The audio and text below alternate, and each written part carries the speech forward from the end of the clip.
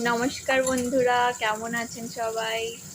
তো দিদা চলে এসেছেন আর একটা রান্নার রেসিপি নিয়ে। এখানে দিদা কি করছেন আপনি? কাজুর মাছের ঝোল। ও একদিন কাজুর মাছের চচ্চড়ি হয়েছিল, আজকে কাজুর মাছের ঝোল। আচ্ছা, এটা কি আপনাদের গ্রামের স্টাইলে রান্না হচ্ছে দিদা? হ্যাঁ, ও, তো আগে মাছটাকে আপনি ভেজে নিচ্ছেন, তাই হ্যাঁ। তো? আর কি দিয়ে ঝোল করবেন এটা? পেঁয়াজ ফোড়ন দিয়ে তারপরে বেগুনটাকে ভাজবো, তারপরে ধনে জিরে লঙ্কা দিয়ে ঝোল। আর নামানোর আগে ধনে পাতা। দারুণ। দিদা, আপনার রান্না কত দূর? এই তো মাছ ভেজে রেখেছি, আর কড়াইতে ঝোল করছি।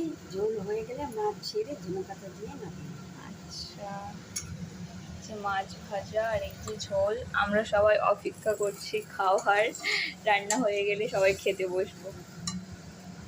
হ্যাঁ, আমার মাছের ঝোল কমপ্লিট হয়ে গেছে, ধনে পাতা দিয়ে নামিয়ে নিয়েছি।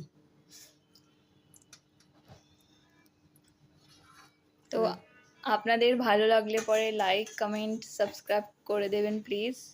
Thank you for watching. Tata, bye by.